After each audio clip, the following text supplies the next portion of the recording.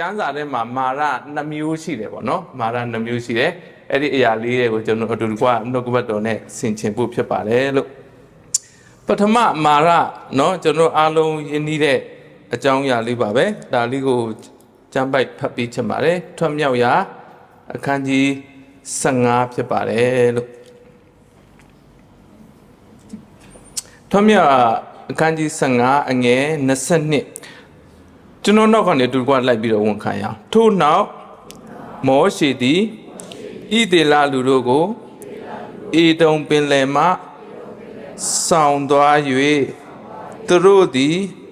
ရှုရတော်သို့ရောက်ကြ၏ထိုသော၌3ရက်ခရီးသွား၍ရေကိုမတွေ့ရကြမာရအရက်တို့ရောက်သောအခါမာရရေသည်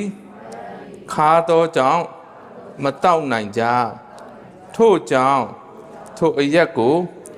မာရဟုသမုတ်ကြသည်လူများတို့သည်မောရှေကိုပြစ်တင်မိတမ်းလျက်အဘယ်သို့တောက်ရပါမည်နည်းဟုဆိုကြ၏မောရှေသည်ထာဝရဘုရားအားအော်ဟစ်၍ထာဝရဘုရားသည်တစ်ပင်တစ်ပင်ကိုပြတော်မူ၏ထိုအပင်ကိုရေထဲသို့ချပြီးလေရေသည်ချိုလေ၏ဖတ်သွားတဲ့နှုတ်ပတ်တော်အပြင်ရောက်ချင်းစီတိုင်းကောင်းကြီးရှိပါစေဟုတ်ပြီတော့ဆိုရင်ဒါကခရီးစဉ်တစ်ခုဖြစ်တယ်ကျွန်တော်လူတွေကျွန်တော်တို့ပြောကြတယ်လေလူဘဝဟာဗာလဲခရီးတယ်ပါပဲတဲ့လူဆိုတာဘဝခရီးတယ်လို့เนาะစာရေးဆရာတွေကရေးကြတယ်လေကျွန်တော်တို့ကြတော့ဘဝခရီးတယ်တယ်မဟုတ်ဘူးကျွန်တော်တို့အားလုံးကဘာခရီးတယ်လဲဆိုတော့ထာဝရခရီးတယ်ဖြစ်တယ်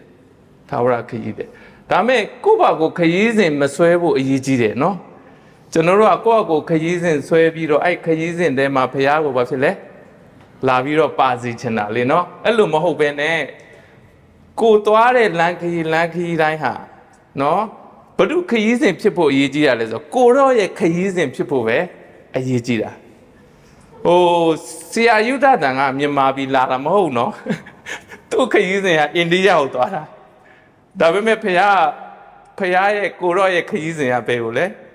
မြန်မာပြည်เนาะဖះကလှည့်ပေးတာအဲကြောင့်တင်ဟာခရီးသွားလို့ရှိရင်လည်းအဲ့လိုပဲတင်သွားလို့မှားရင်တော့မှဆုတောင်းသွားလိုက်ကိုတော့ခရီးစဉ်ထဲမှာကျွန်တော်ပါပါစေလို့အဲ့ဒါဆိုရင်ဖះပြန်လှည့်ပေးလိမ့်မယ်เนาะတနေ့ရအောင်ဆိုတော့ကိုတော့ရဲ့နေ့ရဲ့အရေးကြီးတယ်ကိုတော့ရဲ့အစီအစဉ်เนาะကိုတော့ရဲ့အစီအစဉ်အရေးကြီးတယ်ကိုတော့အစီအစဉ်เนาะခုနကျွန်တော်ဒီမှာဟိုဒီဘက်ကတော့တက်တိခံကြတယ်တော်တော်များတယ်เนาะတချို့ကလည်းလာကြတော့လေเนาะဟိုအစီအစဉ်ထဲမှာမပိုင်ကိုနဲ့မဆိုင်ဘူးလို့ပဲထင်တာလေအစီအစဉ်ထဲမှာချေမန်ကဘသူတချင်းဆိုတာဘသူတရားဟောမှာဘသူအဲ့ဆိုရင်အစီအစဉ်ထဲမှာကိုမပါတော့ကိုကဘာဖြစ်လဲမဆိုင်ဘူးမဟုတ်ဘူးလေဂေါလိယကိုသွားတိုက်တဲ့ဒါဝိဒ်ဟာသူလည်းအစီအစဉ်ထဲမှာပါလားမပါဘူးလေအစီအစဉ်တစ်ရှောလူရဲ့တက်ကဘာလို့မယ်ညာလို့မယ်အစီအစဉ်ထဲမှာဒါဝိဒ်ကိုမပါအောင်ဒါဝိဒ်ကအဲ့ဘာဖြစ်လဲရောက်သွားဒါပေမဲ့အဲ့ဒါဘု து အစီအစဉ်လဲဆိုတော့အဲ့ဒါကိုကဖခင်ရဲ့အစီအစဉ်ဖြစ်တယ်ဒါကြောင့်တင်ဒီနေ့ဒီမှာလာတဲ့အခါမှာဒီမှာဧည့်သည်မရှိဘူးเนาะဧည့်သည်မရှိလာရင်တင်ဟာအရေးပါတော့သူဖြစ်တယ်အဲ့လိုပြောလို့အရေးပါခြင်းပါခြင်းအောင်လှုပ်ဖို့ပြောတာမဟုတ်ပါဘူးဖခင်ရဲ့အင်္ဂါချင်းထဲမှာကျွန်တော်အရေးပါတော့သူဖြစ်တယ်အဲ့တော့ကိုကဒီ church အစီအစဉ်ထဲမှာတော့မပါရင်တောင်မှကိုကဘယ်အစီအစဉ်ထဲမှာပါနေဖို့အရေးကြီးလဲဆိုရင်ဖခင်ရဲ့အစီအစဉ်ထဲမှာပါနေဖို့အရေးကြီးတယ်။ဒါကြောင့်မလို့သင်ကအစီအစဉ်ထဲမှာမပါပဲရှေ့မှာဖခင်ကနှိုးဆော်တဲ့အရာတစ်ခုကိုပြောစေလိုက်တာကတော့ဒီမှာလာထိုင်တဲ့လူတစ်ယောက်အတွက်အဖြေလည်းဖြစ်သွားနိုင်တယ်။ဆရာတွေအတွက်လည်းအဖြေဖြစ်သွားနိုင်တယ်။နော်ဒါဖခင်ကအင်္ဂါချင်းထဲမှာလုပ်နေတဲ့အရာတွေဖြစ်တယ်နော်။ဒါကြောင့်မလို့ကျွန်တော်တို့ဘဝအချိန်နေတိုင်းမှာကိုရော့ခရီးစဉ်ဖြစ်ဖို့ရည်ကြီးတယ်အဲ့တော့ကိုရော့ခရီးစဉ်ဆိုရင်ကိုရော့ရဲ့အကြံစီရှိတယ်ကိုရော့ရည်ရွယ်ချက်ရှိတယ်ကိုရော့ရဲ့ပန်းတိုင်ရှိတယ်ဘာကြုံရမလဲအရင်မကြည့်ဘူးကျွန်တော်တို့ကအဲ့ဒါကိုသွားပြီးတော့စဉ်းစားတာเนาะဘာကြုံရမလဲအဲ့ဒါကိုပဲသွားစဉ်းစားတာမဟုတ်ဘူးဘဒုခရီးစဉ်လဲဟူးเนาะဘဒုခရီးစဉ်လဲ တချို့လဲဟိုမြန်မာပြည်မှာနေတော့လေစုတွေပါတွေကတအားဝါသနာနော်ဝါသနာထုံကြတယ်လေနော်စုရတာနော်ဆိုတော့ဟိုဘဒုစုပေးလဲကပူရေးကြီးတယ်နော်ဘဒုစုရလဲတဲ့နော်ဘဒုစုပေးလဲကပူရေးကြီးတယ်အဲ့တော့စုဆိုတော့ကိုယ့်ဟာကိုယ်အဖွဲ့ပြီးတော့စုပေးလိုက်လို့ရတာပဲနော်ဆိုတော့ပြောချင်တာဖျားရှိမှာကျွန်တော်တို့ကဘဒုနှစ်သက်တော့အတ္တရှိတာလဲဒါကပို့ပြီးတော့အရေးကြီးတယ်เนาะရှင်ပြိုင်ခြင်းတွေထက်ဆရာကိုရဲဆိုခဏပြောတယ်ရှင်ပြိုင်ခြင်းတွေထက်အားနဲ့သူတို့ဖေးမတာပို့ပြီးတော့မင်္ဂလာရှိတယ်အဲ့တော့ဟုတ်ပြီဒီခရီးစဉ်ကိုကြည့်လိုက်ဣသေလခရီးစဉ်ဘုဒ္ဓခရီးစဉ်လဲဆိုရင်ကိုရောရဲ့ခရီးစဉ်ဖယားရဲ့ခရီးစဉ်ဖြစ်တယ်အဲ့တော့ဖယားခရီးစဉ်ပဲဆိုတော့ချောမွေ့လားဆိုတော့ကျွန်ဘဝမှာကျွန်ကြနေတဲ့ဟလားကျွန်ဖြစ်နေတဲ့ဣသေလလူတွေကိုဖယားကခေါ်ထုတ်တယ်ခေါ်ထုတ်ခြင်းတော့ဘာတွေ့ရလဲဆိုရင်နမိတ်လက္ခဏာအကြီးကြီးတွေ့ရတယ်နော်ပြင်လည်နေတွေပါဖြတ်အေးဆေးလူကလည်းပြဿနာနမိတ်လက္ခဏာတစ်ခါတွေ့ကြည့်လိုက်ဝမ်းနေတာနောက်တစ်ခါလဲဘာပဲလူကျင်တော့တာလဲအဲ့လိုမျိုးနမိတ်လက္ခဏာပဲလူကျင်တော့တာအချင်းပါသွားတစ်ခါတော့ဖះဖော်ပြလိုက်ပရောဖက်ပြုတ်လိုက်တာလေဖះဖော်ပြလို့ပြောအမှန်ဒါမဲ့နောက်တစ်ခေါက်ဖះမဖော်ပြတော့အချင်းကပါသွားဖះမဖော်ပြလဲကိုယ့်ကိုဖော်ပြလိုက်တယ်အဲ့ဒါနဲ့ဟိုကြားတဲ့လူကဒုက္ခရောက်ကုန်ရောဆိုတော့အဲ့ဒါအရေးကြီးတယ်နော်အစိမ့်နဲ့မရဘူးနော်အဲ့တော့မာနမုံကိုဘုရားကနေတိုင်းမှာပဲကျွေးတယ်နော်မနေ့က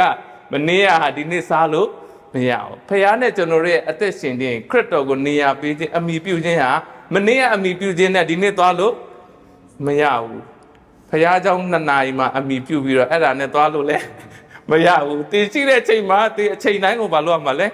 အမိပြုရမှာပဲအဲ့တော့ဖျားခေါ်ထုတ်တဲ့ခရီးစဉ်ကတော့ပင်လယ်ဒီနမိတ်လက္ခဏာကိုဖျက်ပြီးတော့3 ရက်ခရီးသွားတယ်တဲ့နော်ဒီ3 ရက်ခရီးသွားတယ်အဲ့3 ရက်ခရီးသွားတဲ့အခါမှာဘာမတွေ့ဘူးလဲဆိုရင်ရေမတွေ့တော့ရေကိုလေးစဉ်းစားမယ်ရေမတွေ့တော့ရေစားတယ်ရေစားတော့ရေရှာတယ်ရေရှာတော့ဘာဖြစ်လဲရေတွေ့တယ်ရေတွေ့တော့ဘာလုပ်လဲရေကိုအားရပါရတောက်တယ်ပြဿနာဘာဖြစ်လဲတောက်လို့မရဘူးခါတာဟိုဒီနေ့လူတွေလည်းငွေလိုတော့ဘာဖြစ်လဲငွေရှာတယ်ငွေရှာတော့ငွေရတယ်ငွေသုံးတော့မှပဲငွေရပြီးသုံးတော့မှဘဝတွေခါတိသွားကြတချို့လည်းခင်မွန်းတဲ့မရှိတော့ခင်မွန်းတဲ့ရှာတယ်ခင်မွန်းတဲ့ရပြီးမှဘာဖြစ်လဲဘုရားအကြံစီထဲမှာမဟုတ်တော့ဘာဖြစ်လဲခါတိချင်းနေကြော်ရတာမျိုးလဲရှိပါတယ်နော်ဆိုပြောချင်တာက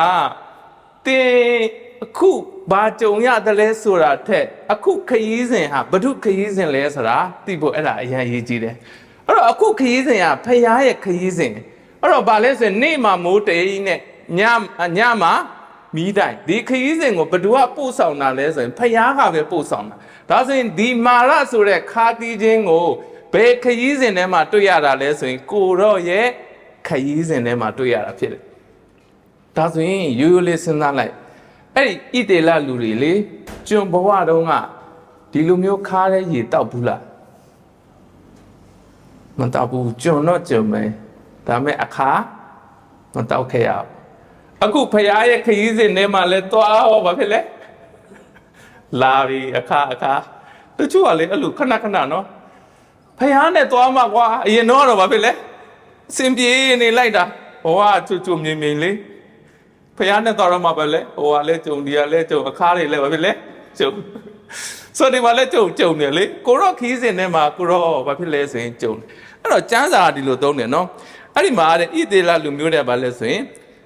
မောရှေကိုတဲ့ပြစ်တင်ညီတန်းလက်နော်ဒါအရင်ရေးကြည့်တယ်ကြုံတာနဲ့ဟာဘာစဉ်းစားမှလဲဣသေလလူမျိုးဒါကိုတော့ခီးစင်ပဲဒါဆိုရင်ဘယ်လိုတာဝန်မလဲတာဝန်ယူမလဲ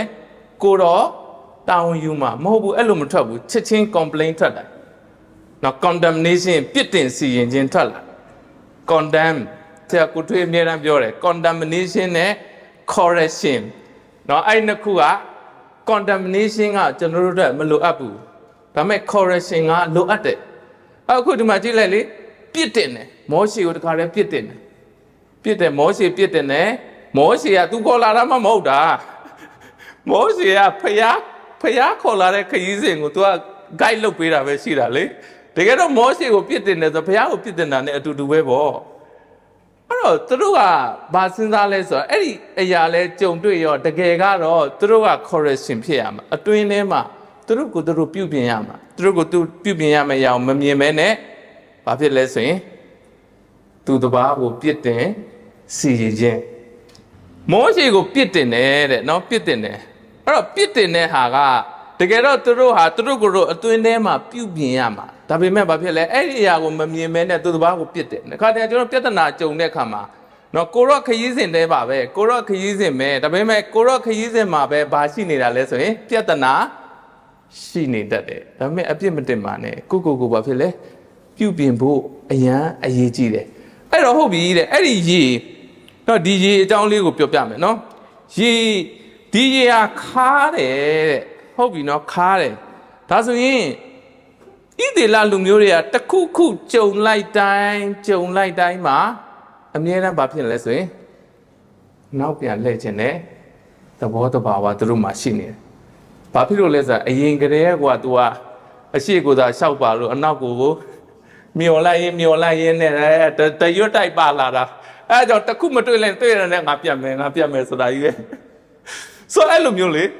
ဆိုအခုဒီမှာကြည့်လိုက်လေဒါဆိုရင်ဒီခရီးစဉ်ကနံပါတ်1တေချာတာကဘာလဲကိုရော့ခရီးစဉ်ဖြစ်တယ်ဒါဆိုရင်ကိုရော့ခရီးစဉ်ဆိုရင်နံပါတ်1ချက်နောက်ပြန်လဲစရာမလိုဘူးအခြေအနေပြောင်းလဲစရာမလိုဘူးနောက်တစ်ခုသွားရှာစရာမလိုဘူးနေရာပြောင်းစရာလည်းမလိုဘူးဒီရေဟာခါတယ်ဆိုတော့နောက်ရေတစ်ခုကိုသွားရှာမယ်အဲ့လိုလည်းမလိုအပ်ပါဘူးဒါဆိုရင်အခြေအနေပြောင်းဖို့မလိုဘူး direction ပြောင်းဖို့မလိုဘူးလမ်းလည်းမမာဘူးလမ်းလည်းပြောင်းဖို့မလိုဘူးဘာဖြစ်လို့လဲတေးကြတာကိုတော်ပို့ထားတဲ့နေရာကိုတော်တွေ့ကြုံထားတဲ့မာရလေကိုတော်တွေ့ကြုံထားတဲ့ခါတီးခြင်းလေဒါမဲ့အဲ့ဒီခါတီးခြင်းကကျွန်တော်ဘဝကိုဖျက်ဆီးသွားမဲ့အမြင့်ဆဲသွားမဲ့အရာမဟုတ်ပါဘူးဖခင်ရဲ့ခရီးစဉ်ထဲမှာတွေ့တဲ့ခါတီးခြင်းဖြစ်တယ်ဒါဆိုရင်ဟုတ်ပြီအဲ့ဒီရေခါတယ်ဆိုတာမြင်ရလားမျက်စိနဲ့မြင်ရလားမမြင်ရဘူးနော်မမြင်ရဘူးအမေအဲ့ဒါဖခင်ကဘာလို့ပေးလဲဆိုမောရှိကိုတစ်ပင်ကိုပြပြီးတော့ဘာလို့ပေးလဲအဲ့ဒီတစ်ကိုင်းကိုရေထဲကိုချလိုက်ပါတဲ့ရေထဲကိုချလိုက်အဲ့ဒီရေကဘာဖြစ်လဲချူမယ်တဲ့ဆိုတော့မောရှိကဒါကိုကျွန်တော်တို့ကကားတိုင်းကိုလည်းပုံဆောင်နေပြောကြတယ်ပေါ့နော်ဟုတ်ပြီဒါဆိုရင်တစ်ခုကိုကျွန်တော်တို့အပြင်ကအခြေအနေတစ်ခုကိုပြောင်းလဲတာမဟုတ်ဘဲနဲ့ကျွန်တော်တို့အထဲကိုဘာဖြစ်လဲဆိုရင်ခရစ်တော်ကိုနေရာပေးလိုက်တာဖခင်ကိုနေရာပေးလိုက်တာဒါဆိုရင်တစ်ကိုင်းကိုရေထဲကိုချသွားတယ်ဟုတ်ပြီရေကအယောင်ပြောင်းသွားလားမပြောင်းဘူးနော်အဲ့ဒီမှာဖခင်ကဘာလုပ်ပေးလဲဆိုရင်ဒုတိယအကြိမ်အဲ့ဒီရေကိုဘာလုပ်ခိုင်းလဲတောက်ပါလို့ပြောတယ်ကဲရေခါလုံးကတင်မြင်ရလားမမြင်ရအောင်အခုရေချိုသွားတယ်ဆိုတင်မြင်ရလားမမြင်ရအောင်ဒါတင်ဘာဖြစ်လဲဒုတိယအကြိမ်ထပ်တော့တချို့ကကိုရိုနာသွားတဲ့ခါပထမအကြိမ်မှာဒါဖြစ်သွားပြီဆိုဟာသွားပြီပထမတောင်ဒီလိုဖြစ်တာလေနောက်တစ်ကြိမ်ဘာဖြစ်လဲထပ်လို့မဖြစ်တော့ဘူးဆိုပြီးတော့စိုးရိမ်တဲ့စိတ်ကြောက်ရွံ့တဲ့စိတ်နော်ဒါကိုဘာဖြစ်လဲနောက်လဲခြင်းတဲ့စိတ်ဖြစ်သွားတာမဟုတ်ဘူးဘာလဲဆိုရင်ထပ်တော့ပါခါတာကိုလည်းမျက်စိနဲ့မြင်လို့မရသလိုချိုတာကိုလည်းမျက်စိလို့မြင်လို့မရပါဘူးအရေးကြီးတာပါလဲဆိုရင်ဖျားကထပ်ပြီးတော့တောက်စီခြင်းနဲ့ second time သူတောက်လိုက်တဲ့ခါမှာဘာဖြစ်သွားလဲဆိုရင်အဲ့ဒီချိုသောရေကိုသူဘာလဲဆိုရင်ဣသေလလူမျိုးတွေအသက်တာထဲမှာတောက်သုံးခွင့်ရတယ်ဒါဆိုရင်နေရာပြောင်းမသွားဘူးအခြေအနေပြောင်းမသွားဘူး direction ပြောင်းမသွားဘူးအဲ့ဒီမာရကိုကဖျားဘသူလဲဆိုတာအဲ့ဒီမာရကနေဖျားဘာလုပ်ပေးတယ်လဲဆိုတာကိုဣသေလလူမျိုးတွေဘာဖြစ်သွားလဲတိခွင့်ရသွားတယ်အဲ့တော့ဒါဆိုရင်အဲ့ဒီရေကဘာဖြစ်လဲဆိုရင်တောက်တဲ့ခါမှာနော်သူတို့အတွက်နော်ပထမခါတီးခြင်းဖြစ်ပေမဲ့ဒုတိယအကြိမ်မှာဘာဖြစ်သွားလဲဆိုချုံမြင်ခြင်းဖြစ်သွားတယ်ဆိုဒါမဲ့ရည်ရွယ်ချက်ကဘာလဲဆိုရင်အဲ့ဒီခါတာတွေအဲ့ဒီချိုတာတွေအဓိကမဟုတ်ပါဘူးရည်ရွယ်ချက်ကတော့အဲ့ဒီခါတာကိုချိုသွားတာကိုထားခဲ့ပြီးတော့ဘယ်ကိုသွားဖို့လဲဆိုရင်အမွေဒီဟုသောခါနန်ကိုသွားဖို့ဖြစ်တယ်ကျွန်တော်နေမကောင်းရင်စစ်တော့ရတယ်နော် စေးတောက်တယ်စေးတော်တော်များများဘာဖြစ်လဲခါပါတယ်ဒါမဲ့ခါတဲ့စေးကိုတောက်တာနော်ရည်ရွယ်ချက်ကပါလဲကျမ်းမာရေးကျမ်းမာသွားဖို့ဖြစ်ဒါဆိုရင်ကျွန်တော်တို့ဒီမှာကြုံတွေ့နေရတဲ့ကိုရော့ခရီးစဉ်ထဲမှာကြုံတွေ့ရတဲ့ခါတီးခြင်းပြီးတော့ဘာဖြစ်လဲပြန်ပြီးတော့ခြုံငိမ်သွားခြင်းဒါတွေဖြတ်တန်းပြီးတော့ဒါတွေကလည်းကျွန်တော်အတိတ်ကထားရမယ့်အရာမဟုတ်ပါဘူးဖခင်ပို့ဆောင်နေတဲ့ခရီးစဉ်ခါနန်ထိပါဖြစ်လဲသွားဖို့ဖြစ်အဲ့တော့ဒီပုံစံလေးကိုပဲကျွန်တော်ဘယ်မှာတွေ့ရလဲဆိုရင်ဓမ္မတစ်ထဲမှာနော်ကိုရော့ခရီးစဉ်တစ်ခုကျွန်တော်အားလုံးရင်းနှီးတဲ့ခရီးစဉ်တစ်ခုကျွန်တော်တွေ့ရတယ်အဲ့ဒါဘယ်မှာတွေ့ရလဲဆိုရှင်မာကုခရစ်ဝင်ခန်းကြီး4အငယ်35နဲ့41မှာတွေ့ရတယ်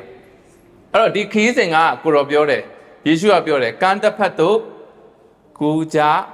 ဂုံအံ့ဘုဒ္ဓစကားလဲဆိုရင်ကိုရော့စကားဖြစ်တယ်ဘုဒ္ဓခရီးစဉ်လဲကိုရော့ခရီးစဉ်ပဲဖြစ်တယ်ဘုဒ္ဓဥဆောင်လဲကိုတော်ရှိနှင့်သောဟိုဣသေလလူမျိုးတွေလည်းဖယားကမိုးသိမ်မိတိုင်းကိုတော်ရှိနှင့်သောနော်ဒီခီးစဉ်မဲ့အဲ့ခီးစဉ်ထဲမှာမာရတွေ့ရတာအခုဒီမှာလဲယေရှုနဲ့တပည့်တော်တွေကအဲ့ဒီခီးစဉ်ထဲမှာပဲဘာကိုတွေ့ရလဲဆိုရင်မုန်တိုင်းကိုတွေ့ရတယ်အဲ့တော့မုန်တိုင်းတွေ့ရတယ်အဲ့မုန်တိုင်းကဘယ်ထဲမှာရှိတာလဲကိုတော်ရဲ့ခီးစဉ်ထဲမှာရှိတာတချို့ကလေကိုရော့ခရီးစဉ်ဆိုပျော်ပျော်ပဲထင်တာလေနော်ဒါဗမာစကားရှိတယ်ပျော်ပျော်နေပါဖြစ်လဲတေခဲတဲ့ဟုတ်လားအဲ့ဒါဟုတ်လားနည်းနည်း research လုပ်ကြည့်လိုက်လူတွေစိတ်ညစ်ပြီးတေတာနဲ့ပျော်ပြီးတေတာဘယ်ဟာများလဲဘယ်ဟာများလဲကျွန်ငယ်တော့တိတ်သတင်းတွေမကြားတော့မသိဘူးလေအခုခေတ်ဆိုတော့သတင်းတွေရှိတယ်စိတ်ညစ်ပြီးတေတာနဲ့ဟိုပျော်ပြီးသေးရပဲအများလဲပျော်ပြီးသေးတာပေါ်များတယ်အခုဒီနှစ်မှာဆိုရင်ဗာလဲဟို Halloween လာဗာလဲအဲ့ဒီတော့မှယာနဲ့ချီနော်ယာနဲ့ချီသေးတယ်ဘန်ကောက်မှာလဲနော်ကျွန်တော်တစ်ခေါက်ကြုံတယ်နော်မိနစ်300ထင်တယ်ဟိုတကြံမှာလေအဲ့ဒီမှာလဲလူယာနဲ့ချီသေးတယ်ဗျာပျော်ပြီးတော့သေသွားတဲ့မသားတွေပိုများတယ်ပျော်နေသေးခဲ့မလို့နဲ့လွဲတာလည်းအဲ့လိုပဲစိတ်ညစ်ပြီးလွဲတာနဲ့ပျော်ပြီးလွဲတာပိုများတယ်မောရှေတောင်ပေါ်တက်နေတဲ့အချိန်မှာအောက်မှာဘာဖြစ်လဲအာယုန်နဲ့ဣသေလလူမျိုးတွေစိတ်ညစ်ပြီးလွဲတာလားပျော်ပြီးလွဲတာလားပျော်ကြီးပဲလွဲကြတာအဲကြောင့်ကိုပျော်နေတတိထားအောင်ဘေးနာလို့တိတ်ပျော်နေနဲ့လို့နော်တတိထားအောင်လားဆိုတော့ဘယ်မှာလဲမသိဘူးကျွန်တော်မိတ်ဆွေတရားသွားဟောတာသူကလည်းတရားဟောတယ်ဗျာတရားဟောကနေဆိုတော့ဗာလဲဆိုတော့သူကပြောတယ်လာတဲ့လူတွေအားလုံးပျော်ရဲလားတဲ့ဟာပျော်ရဲလားတော့ပြီးတယ်နော်ဟောတင်အဲ့လိုပြောလို့တင်မပျော်စေချင်တာမဟုတ်ပါဘူးပျော်သည်ဖြစ်စေဝမ်းနည်းသည်ဖြစ်စေဒါအရင်မကြည့်ဘူးအခုဒီမှာလေကိုရော့ခရီးစဉ်ထဲမှာတင်ကမုံတိုင်းတွေ့သည်ဖြစ်စေတက်တောင့်တက်တာဖြစ်သည်ဖြစ်စေဒါအရေးမကြီးဘူးဒါမဲ့ဘာအရေးကြီးလဲဆိုကိုတော့ခရီးစဉ်အရေးကြီးတယ်တခင်ယေရှုဟာခမဲတော်ရဲ့ခရီးစဉ်ပဲဘယ်ကိုလာလဲလောကကိုလာတာလေယေရှုလောကကိုလာတာယေရှုကိုမေးဦးမလားပျော်ရဲလားကိုရောလို့ဟုတ်ပါဘူးခမဲတော်ရဲ့ခရီးစဉ်ပဲမစ်ရှင်ပဲခမဲတော်ရဲ့ခရီးစဉ်တိုင်းသူသွားလာအခုဒီမှာယေရှုကပြောတယ်ကမ်းတစ်ဖက်သို့ကူးကြကုန်ဟုတ်ပြီဒါဆိုရင်ဗာလဲဆိုရင်အိုင်လန်မှာမုန်တိုင်းရှိလားဆိုတာကိုရှိတယ်ဆိုတာကိုတပည့်တော်တွေကိုမပြောပါဘူးပြောရင်လည်းအဲ့လေပေါ်မှာတယောက်မှပါမှာမဟုတ်ဘူးဆိုတော့ကျွန်တော်တို့လည်းအဲ့တိုင်းမှာပဲเนาะကျွန်တော်မြန်မာပြည်မှာကြုံတွေ့ရတဲ့ဘေးတွေလေဘေးတွေတင်းနဲ့ကျွန်တော်သိလားကိုဗစ်တို့เนาะဘာဖြစ်လဲငလင်ဘေးတို့เนาะဗာဘေးညเนาะရေဘေးတို့ဘယ်သူမှမသိပါဘူးဒီနှစ်ထဲမှာအဲ့ဒါတွေဖြစ်မယ်လို့ကြိုသိရင်အားလုံးပဲရွှေ့ကြမှာလေတနေရာရွှေ့ကြမှာပေါ့နော်ဆိုပြောချင်တာကဘာကြုံတယ်လဲဆိုတာထက်ပေါ့နော်ခရီးစဉ်ဟာဘု து ခရီးစဉ်လဲအဲ့ဒါအရေးကြီးတယ်တင်ဒီမှာနေသည်ဖြစ်စေတင်တနေရာမှာရှိသည်ဖြစ်စေတင်ဘာအလုပ်လုပ်သည်ဖြစ်စေဘာခရီးစဉ်လဲဘု து အစီအစဉ်လဲအဲ့ဒါပုံရေးကြီးတယ်အဲ့တော့ဒါကြောင့်ကမ်းတစ်ဖက်သို့ကူကြကုန်အံ့ဆိုတဲ့အထဲမှာပဲကိုရောဥဆောင်တဲ့ခရီးစဉ်မှာပဲဒါပေမဲ့အဲ့ထဲမှာပါရှိနေလဲမုံတိုင်းရှိနေတယ် မုံတိုင်းရှိနေတော့တပည့်တော်တွေလည်းမုံတိုင်းနဲ့တွေ့တခါလေကြိုးစားပြီးတော့ရုန်းကန်သူလည်းကိုလည်းကိုပေါ့တကယ်တော့အဲ့နားမှာဟိုရှိတဲ့လူတွေကပါတဲ့လူတွေကတန်ဃာတယ်ဒီကြီးပါပဲရေเจ้าသူတို့ပုံနာလဲတယ်မုံတိုင်းเจ้าပုံနာလဲတယ်လေဒါပေမဲ့ဖះเจ้าသူတို့တိတ်နာမလဲအဲတော့ယေရှုကိုအော်နိုးတယ်ယေရှုကိုဘာဖြစ်လဲထလာတော့မှမုံတိုင်းကိုဘာဖြစ်လဲဆုံးမတယ်လေနဲ့ပင်လေကိုဘာဖြစ်လဲဆုံးမတာ2မျိုးနော်လေနဲ့ပင်လေတွေကိုလည်းဆုံးမတယ်တပည့်တော်တွေကိုလည်းဆုံးမတယ်လေနဲ့ပင်လေဆုံးမတာချက်ချင်းငြိမ်သွားတယ်တပည့်တော်တွေဆုံးမတော့ဆိုတော့လည်းအဲ့လိုပဲဘုရားသူ့ရဲ့ဖန်ဆင်းခြင်းတွေဆုံးမရင်ချက်ချင်းပြီးတယ်ကျွန်တော်တို့ဆုံးမရင်တောင်းခံနေတော့လေနော်ဆိုတော့မုံတိုင်းလည်းငြိမ်သွားတယ်ဟာနမိတ်လက္ခဏာလည်းဖြစ်တယ်မုံတိုင်းကိုငြိမ်စေတဲ့ရှင်ဆိုတာလည်းသိတယ်ဒါပေမဲ့အဲ့ဒါကလည်းပဲရည်ရွယ်ချက်ပန်းတိုင်မဟုတ်ပါဘူးပန်းတိုင်ရပဲလေကန်းတစ်ဖက်တို့ခူးကြကုန်အဲ့ဒီကန်းတစ်ဖက်ကိုရောက်သွားဖို့ဖြစ်တယ်တင်မုံတိုင်းတွေ့သည်ဖြစ်စေမုံတိုင်းမတွေ့သည်ဖြစ်စေလေပြေဖြစ်သည်ဖြစ်စေမဖြစ်သည်ဖြစ်စေကိုရော့ခရီးစဉ်ကအဲ့ဒီကြုံတွေ့တဲ့အခြေအနေထဲမှာပဲဘာဖြစ်လဲဆိုရင်တစ်ဖက်ကန်းကိုဘာဖြစ်လဲရောက်သွားအောင်ဘုရားကပို့ဆောင်နေခြင်းဖြစ်တယ်အဲ့တော့ကျွန်တော်စာလံ84အငယ်4ကနေ9မှာเนาะဒီຢာမှာကျွန်တော်ဒီခရီးစဉ်ပုံစံလေးပေါ့เนาะဒါလေးကိုတစ်ချက်ဖတ်ပေးချင်တယ်เนาะကျွန်တော်နောက်ကနေအတူတကွလိုက်ပြီးတော့ဝန်ခံရအောင်เนาะကိုတော်ကိုအားပြုတော်သူသည်မင်္ဂလာရှိပါ၏ထို့သောသူတို့သည်လမ်းခရီးတော်တို့ကိုနှလုံးသွင်းတတ်ကြပါ၏သူတို့သည်ဘာကာလွန်ပြင်၌ရှောက်သွားစဉ်ထိုလွန်ပြင်ကိုဆန်းရည်ထွက်ရာအရက်ဖြစ်စေပါ၏အရင်မိုးရေများလည်းမင်္ဂလာများနှင့်လွမ်းစေပါ၏သူတို့သည်အာတိုးတက်၍ခရီးသွားလျက်ဇိအုံမြို့မှာဘုရားသခင်ထံတော်၌မျက်နာပြကြပါ၏စဒါလဲကိုရော့ရဲ့ခရီးစဉ်ပေါ့နော်ဒါကတော့ပထဝီအနေနဲ့မဟုတ်ဘဲနဲ့ဝိညာဉ်ရေးရတဲ့မှာပေါ့နော်ကိုရော့ခရီးစဉ်တစ်ခုဖြစ်တယ်အဲ့တော့ပြောတယ်ကိုရောကိုအားပြုတော်သူခုနကကျွန်တော်နှုတ်ကပတ်တော်သူကဆင်ကျင်ခဲ့တယ်ငါဒီအားနေတော့ခါတကိုးနဲ့ပြည့်စုံကျွန်တော်တို့အားနေနေမှဘု து ကိုဘာဖြစ်လဲဖယားကိုအားပြုတတ်မှာကျွန်တော်အားကြီးနေရင်အားကြီးတဲ့အတိုင်းပဲကျွန်တော်တို့ကသွားနေတယ်ကျွန်တော်အားနေတယ်ဆိုရင်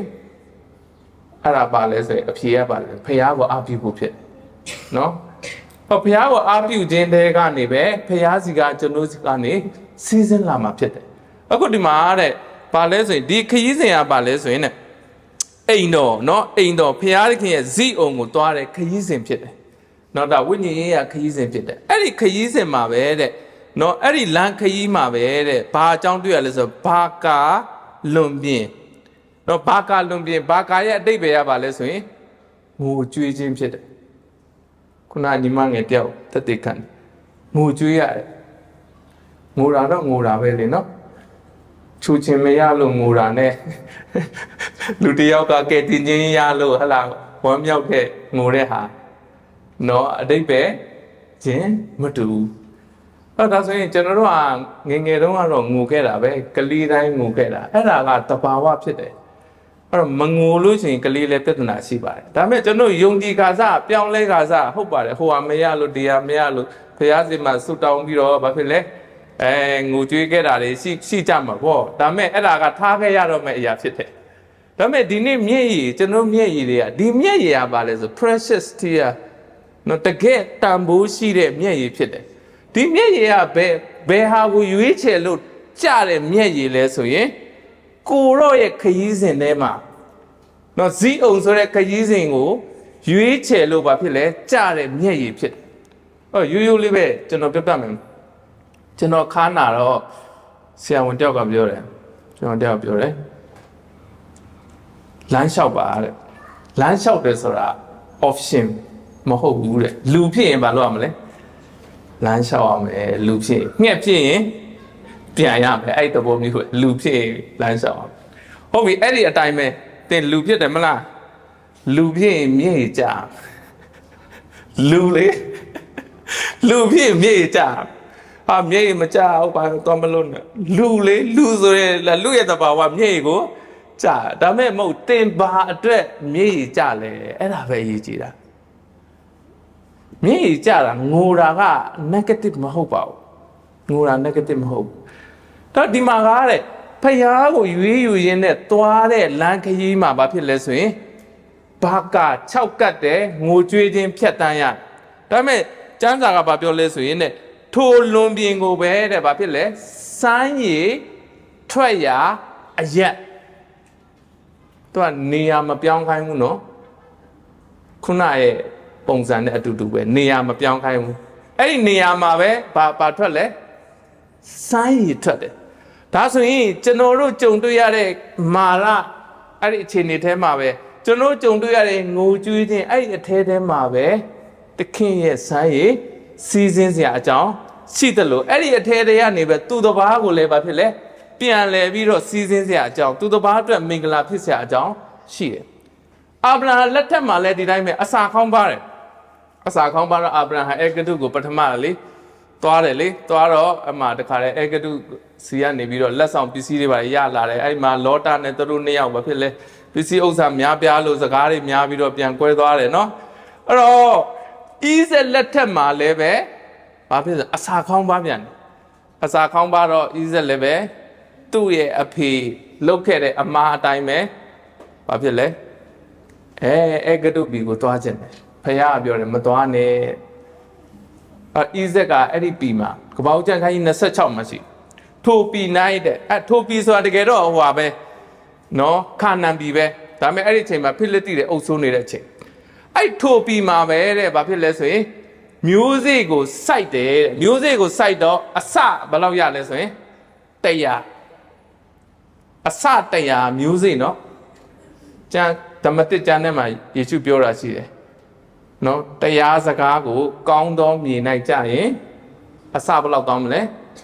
အစ30အစ60အစ100ဒီနေ့လူတွေကအဲ့ဒီအစ30အစ60အစ100ကိုမျိုးစေ့အကြောင်းနဲ့တွဲမပြောတော့ဘူးဘာအကြောင်းနဲ့ပဲတွဲပြောတော့လဲကောင်းကြီးအကြောင်းနဲ့ဟာတင်းအိမ်ပေါ်မှာကောင်းကြီးအစ30အစ60အစ100ဘုရားခင်ပေးပါစေ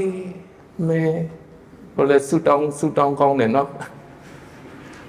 သူကောင်းကြီးများများခံစားမှာကိုလည်းဘာဖြစ်လဲအကျဉ်းရင်များဘာဖြစ်လဲစားသုံးရမှာပေါ့နော်ဆိုတော့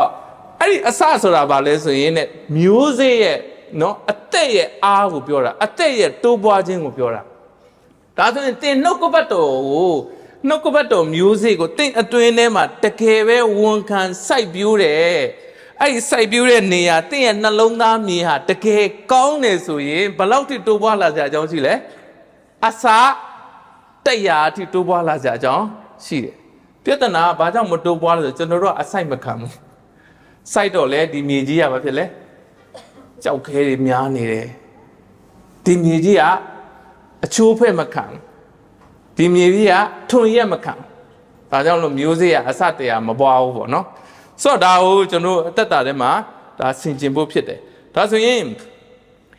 အဲ့ဒီမြက်ရည်တွေကိုဖယားကနော်ဘာကလွန်ပြင်မှာအဲ့ဒီလွန်ပြင်ကိုဖယားကဘာဖြစ်လဲဆိုရင်စမ်းရည်တွင်ဖြစ်စေတယ်ဒါပေမဲ့အဲ့ဒါကလည်းပဲအဲ့ဒီနေရာမှာပဲရပ်ဖို့မဟုတ်ဘူးဘယ်အထိဆက်သွားဖို့လဲဆိုရင်စီးအောင်ထိဆက်သွားဖို့ဖြစ်တယ်ကိုရော့ခရီးစဉ်ကိုရော့ပန်းတိုင်ကိုဆက်သွားဖို့ဖြစ်တယ်အဲ့တော့ဟုတ်ပြီဒါဆိုရင်တခြားမာရတစ်ခုเนาะဒါဒုတိယမာရအကြောင်းကိုကျွန်တော်တို့ကြည့်ရအောင်เนาะအဲ့ဒီအရာလေးကိုဒါကျွန်တော်တို့ဘယ်မှာတွေ့ရလဲဆိုရင်ရုသဝတ္ထုထဲမှာကျွန်တော်တွေ့ရပါတယ်เนาะအဲ့ရုသဝတ္ထုထဲမှာဆိုတာလေးကိုတစ်ချက်ကျွန်တော်တို့ကဖတ်ရအောင်လို့ကျွန်တော်နောက်ကနေလိုက်ပြီးတော့ဝန်ခံရအောင်เนาะတရားသူကြီးအုပ်ဆိုးသောကာလတရားယောခာဣသေလပိ၌အစာဟာယခေါင်းပါ၍ယူဒပီဘဲလင်မြို့သားတယောက်သည်မယားနှင့် တားနှစ်ယောက်ပါလက်မောဘပီ၌တဲခိုခြင်းကသွား၏ကဲဟုတ်ပြီတရားသူကြီးအုပ်ဆိုးသောကာလတဲ့နော်ဖះအုပ်ဆိုးတာမဟုတ်ဘူးနော်အဲ့တရားသူကြီးလည်းဖះအုပ်ဆိုးခြင်းကိုဝန်မခံဘူးအဲ့ဒီကာလမှာဘာလဲဆိုရင်အစာခေါင်းပါတယ်အစာခေါင်းပါတော့သူဘာလုပ်လဲဆိုရင်နော်နောမီနဲ့အေလီမလက်ကဘယ်ကိုသွားဖို့ရွေးချယ်လဲဆိုရင်မောဘကိုသွားဖို့ရွေးချယ်တယ်အဲ့ဒါကိုတော့ခရီးစဉ်မဟုတ်ပြီနော်ဒီခရီးစဉ်ကဘု து ခရီးစဉ်လဲဆိုသူတို့ခရီးစဉ်ပဲအဲ့တော့အေလီမလက်ရဲ့နာမည်ကအေလီဆိုတာဖျားမလက်ဆိုတာကင်းဒါဆိုရင်ဖျားဟာကိုယ့်ရဲ့ဘယင်ဖျားရဲ့အုပ်ဆိုးခြင်းကိုဝန်ခံရမှာဒါပေမဲ့ဖျားရဲ့အုပ်ဆိုးခြင်းကိုမဝန်ခံဘဲနဲ့ကိုယ့်ရဲ့စန္ဒနဲ့ပဲပါဖြစ်လဲကိုယ်ခရီးစဉ်ကိုဆွဲတယ်ဒါဆိုရင်လည်းအပြည့်မှာဘယ်မှာခေါင်းပါလဲဆိုအပြည့်မှာအစာခေါင်းပါတယ်တကယ်တော့အပြည့်မှာအစာခေါင်းပါတာပြဿနာမဟုတ်ဘူးသူတို့ရဲ့အတွင်းထဲမှာနှုတ်ကပတ်တော်ခေါင်းပါတာအဲ့ဒါပြဿနာဖြစ်တယ်ဘု து ထဲမှာလဲအေလီမလက်ထဲမှာဘု து ထဲမှာလဲနိုမီအထဲမှာတင်တဲ့ကျွန်တော်ရင်ဆိုင်ရတဲ့ပတ်ဝန်းကျင်နော်အခုမြန်မာပြည်ပဲပြောပါတော့တကယ်ပါနော်ကြုံတွေ့ရတာတချို့နေရာတွေပိုခက်ခဲတယ်တချို့နေရာတွေဘလို့နော်ရှေ့ဆက်သွားမလဲမသိဘူးဒါပေမဲ့အဲ့ဒီခေါင်းပါခြင်းတွေအဲ့ဒီပြဿနာတွေထက်အရေးကြီးတာပါလေတင့်အတဲထဲမှာနှုတ်ကပတ်တော်မခေါင်းပါဘူးအဲ့ဒါအရေးကြီးတယ်တင့်အတဲထဲမှာနှုတ်ကပတ်တော်ခေါင်းပါရင်တင့်ရဲ့ဆုံးဖြတ်ချက်တင့်ရဲ့အသွေးကအမားဖြစ်သွားမှာအဲ့ဒီအမားကနေနောက်ဆက်တွဲပါဖြစ်လေအကျိုးဆက်ကလိုက်လာဒါဆိုရင်ကျမ်းစာကပြောလေယူဒပြည်ဘဲလင်မျိုးဘာလဲဆိုရင်အေဖရက်အယက်သားဖြစ်လျက်မောဘပြည်သွားတယ်ဒါဆိုအဲ့သုံးခုဆက်နေရလေယူဒဆိုတာချီးမွမ်းခြင်းယူဒဆိုတာဖခင်ရဲ့နိုင်ငံတော်ထဲကဘယင်ဣသေလဘယင်ကယူဒမျိုးကဆင်းသက်လာမှာဖြစ်တယ်နော်ဒီလမ်းကြောင်းနော်ယူဒပြည်ဘဲလင် fruit house of bread ဖြစ်တယ်အတိတ်ပဲဖခင်သခင်ရဲ့အရေးမြစ်ရှိတဲ့နေရာနောက်တစ်ခုကဘာလဲ fruitful နော် Ephraim ဆိုတာ fruitful ဖြစ်တယ်အတီးတီးတော့အဲ့ဒီအထဲတဲကနေထွက်ပြီးတော့ဘာကိုရွေးလဲဆိုရင်မောဘကိုရွေးတယ်အဲ့ဒါသူတို့ရဲ့ခရီးစဉ်ဖြစ်တယ်ဒါဆိုရင်အဲ့ဒီခရီးစဉ်မှာသူတို့သွားတာဘာကြောင့်သွားလဲဆိုရင်အပြင်မှာခေါင်းပါလို့ဒါဆိုအပြင်မှာခေါင်းပါလို့ဒါဆိုရင်သွားတယ်အဲ့ဒီနေရာရောက်တော့သူတို့ထင်တဲ့အတိုင်းပဲသူတို့ဟာငတ်လားဆိုမငတ်ဘူးအပြင်ကကြွယ်ဝခြင်းတွေသူတို့မခံစားရဘူးလားခံစားရတယ်ခံစားရပါတယ်နော်နောမီနဲ့အေလီမနက်တွေခံစားရတယ်အစားအသောက်တွေအစားအသောက်ခေါင်းပါလို့သွားတယ်အစားအသောက်ခံစားရလားခံစားရတယ်ဒါမဲ့စားမဲ့သူတွေဆုံးပါသွားတယ်အဲ့ဒီအစာရှိပေမဲ့အစာစားမဲ့အေလီမလက်ဆုံးပါသွားတယ်သူ့သား2ယောက်ပါဖြစ်လေဆုံးပါသွားတယ်ကျွန်တော်ကတခါတည်းဒီလိုထင်တယ်ကိုခရီးစဉ်နဲ့လေကိုထင်တာလေငါဒါလိုတယ်ဒါလိုတော့ဘာဖြစ်လဲအဲ့ဒီဒါလိုတဲ့ဟာရှိတဲ့နေရာကိုကိုကရွှေ့လိုက်တယ်ကိုလိုချင်တာကိုရလားရတယ်ဒါပေမဲ့မလိုအပ်တဲ့ခါတီးခြင်းဘာဖြစ်လဲကျွန်တော်တို့စီကိုရောက်လာတယ်အဲ့တော့ဒီနောမီကြုံတွေ့ရတဲ့ခါတီးခြင်းဟာကိုတော့ခရီးစဉ်တဲကခါတီးခြင်းမဟုတ်ဘူးဘု து ခရီးစဉ်တဲကလည်းဆိုသူတို့ခရီးစဉ်တဲကနေကြုံတွေ့တဲ့ခါတီးခြင်းဟာယောက်ျားလေးဆုံးသွားပြီတား2ယောက်လည်းဘာဖြစ်လဲဆုံးသွားပြီဟာဘာပဲဖြစ်ကွာအခက်အခဲပြဿနာတွေနဲ့ဟလာကိုတော့ကိုမျောလင့်လို့ဆုတောင်းလို့အဲ့ဒီမှာပဲထိုင်ဆုတောင်းအဲ့ဒီမှာပဲထိုင်ကြီးမွားဘုရားခင်ဟလာဒီထဲမှာကိုတော့အမှုတစ်ပြုတ်ပါအဲ့လောက်ဘလောက်ဆုတောင်းတင့်ခရီးစဉ်မဟုတ်ဘူးဖခင်ရဲ့ခရီးစဉ်မဟုတ်ဘူးဆိုရင်တင်ပါလို့ရမလဲဆိုရင် change direction ပြောင်းဖို့လိုတယ်အဲကြောင့်ခုနမာရကတော့ direction ပြောင်းဖို့မလိုဘာလဲကိုတော့ခရီးစဉ်လေအခုဒီမာရကတော့ဘာဖြစ်လဲကိုတော့ခရီးစဉ်မဟုတ်ဘူးဒါကြောင့်ဘာလို့ရမလဲ direction ပြောင်းရမယ်နောက်ပြန်လှည့်ရမယ်နောက်တစ်ခုရှာရမယ်နေရာပြောင်းရမယ်အခြေအနေပြောင်းရမယ်ဒုတိယအကြိမ်ဆက်မနေပါနဲ့ခုနရေကတော့ဒုတိယအကြိမ်ဆက်တောက်လို့ရတယ်ဆက်သွားလို့ရတယ်ဒီခရီးစဉ်ဒီမှာတော့ဒုတိယအကြိမ်ဆက်မနေနဲ့တော့ဘာလဲယူတန်းလောက်ရမယ့်အချိန်ဖြစ်တယ်နော်နောမီအဲ့ဒါကြောင့်ဘာလို့လဲဆိုရင် သူဘာလုပ်လဲဆို U turn ပြန်ပြီးတော့ဘာဖြစ်လဲလုပ်တယ်ဒါဆိုရင်ကျွန်တော်အသက်တာထဲမှာနော်အဲ့ဒီလိုအခြေအနေမျိုးကြုံလာရင်ကိုပြန်ပြီးတော့စမ်းစစ်တတ်ဖို့အရေးကြီးတယ်ဒီခါတီးခြင်းဟာဒီမာရဟာကိုခရီးစဉ်ကိုရဲ့ဆုံးဖြတ်ချက်ကြောင့်ကြုံတွေ့ရတဲ့မာရလားဒါမှမဟုတ်ကိုရောခရီးစဉ်ထဲမှာကြုံတွေ့ရတဲ့မာရလားကိုရောခရီးစဉ်ထဲမှာကြုံတွေ့ရတဲ့မာရဆိုရင်တော့ဆက်ပြီးသွားပါအေးစီအဲ့ဒါအတင့်အတွက်တက်တိခံချက်တစ်ခုပဲဒါပေမဲ့ကိုရဲ့ခရီးစဉ်နဲ့ကြုံတွေ့ရတဲ့မာရဆိုအဲ့ဒီမှာဆက်မနေပါနဲ့ဒလေးမလုပ်ပါနဲ့ချစ်ချင်းဘာဖြစ်လဲပြန်လှည့်ဖို့လိုအပ်တယ်တချို့ကလည်းအဲ့ဒီထဲမှာဒလေးလို့ဘဝဘာဖြစ်နေလဲဆိုအဲ့ဒီထဲမှာအဲ့ခါတီးခြင်းတွေကနေမထွက်နိုင်ဘူးနော်ခါတီးခြင်းကမထွက်နိုင်ဒါဆိုရင်နောမီကိုကြည့်နောမီကအဲ့ဒီမောဘကနေဘက်လင်ကိုပြန်ချင်တယ်ထင်လားပြန်ချင်တယ်ထင်လားတကယ်တော့မပြန်ချင်ပါဘူးမပြန်ချင်ဘူးဟိုဘာနဲ့တူလဲဆိုတော့မြန်မာပြည်မှာအစင်မပြေလို့နိုင်ငံခြားသွားတဲ့လူနဲ့တူတယ်လေနိုင်ငံခြားမှာလည်းစစ်မပြေတော့မြန်မာပြည်ပြန်လာခြင်းလားတချို့ကရှိတယ်ပြန်မလာခြင်းတော့ဘလို့ပြစ်ကွာဟိုမှာပဲတည်တော့မြန်မာပြည်တော့မပြန်တော့မြန်မာပြည်ပြန်လာလဲမြန်မာပြည်တက်ငယ်ချင်းနဲ့ဘာဖြစ်လဲနိုင်ငံခြားပြန်ဆိုအားရောင်လက်ဖိတ်လေးတိုက်အောင်မာလေးညာလေးအဲ့ဒါလည်းဝိုင်းလေဝိုင်းပြီးတော့ကိုဟလာကျေးဇူးပြုမဲ့သူတွေရှိနေတာဟုတ်သူချို့ကအဲ့ဒါနဲ့ပဲလေဟိုဘက်မှာအစဉ်ပြေလားဆိုမပြေဘူးမပြေပဲနဲ့အဲ့ဒီမှာလေဖြစ်တယ်လို့နဲ့နော်ဟိုအသက်ဆုံးတဲ့အထိနေသွားတဲ့သူတွေရှိတယ်အားလုံးမဆိုလို့ဘူးနော်ပြောချင်တာကဘာလဲဆိုရင်နောမီကလေတကယ်တော့ तू မပြန်လာခြင်းဘူး तू ဟာကြွယ်ဝပြည့်စုံလဲထွက်သွားတယ်တဲ့အခုဘာမှမရှိပဲနဲ့ तू ပြန်လာအေးအဲ့ဖရာသခင်ကတကယ်တော့အဲ့ဒါကိုလူချင်တာအာမင်ကျွန်တော်တို့ကရှိနေတာပြဿနာဘာရှိနေလဲကိုယ့်ရဲ့အကြံစီရှိနေတာဘာရှိနေရလဲကိုယ့်ရဲ့ခရီးစဉ်ရှိနေဘာရှိနေရလဲကိုယ့်ရဲ့ plan ရှိနေတာအဲ့တော့ဒီကြုံတွေ့တဲ့ခါတီးခြင်းထဲမှာနော်နောမီဟာဒီဘက်ကိုပြန်လှည့်ခြင်းအပြင်ပြန်ပြီးတော့ direction change ခြင်းအပြင်ဘယ်ရောက်လာလဲဆိုဘက်လင်ထဲမှာရောက်လာတယ်ဖခင်ရဲ့အကြံစီနောမီရဲ့အသက်တာမှာအဲ့ဒီခါတီးခြင်းကလည်းဘာဖြစ်လဲဆိုရင်ပြန်ပြီးတော့ချုံမြင်ခြင်းဖြစ်စေတယ်အဲ့ဒီခါတီးခြင်းချုံမြင်ခြင်းဖြစ်စေတယ်ဒါဆိုရင်ကျွန်တော်ပြောချင်တာပါလဲဆိုရင်တေမာရဘလို့မာရပဲကြုံဖခင်ရဲ့ကျေးဇူးတော်ဒီလုံလောက်တယ်အာမင်ဒါဆိုရင်တိအမားကြောင့်ပဲကြုံရင်လည်းဖခင်ကျေးဇူးတော်ရှိတယ်ဖခင်ခေါ်သွားတဲ့ခရီးစဉ်ထဲမှာမာရကြုံရင်လည်းဖခင်ကျေးဇူးတော်ရှိတယ်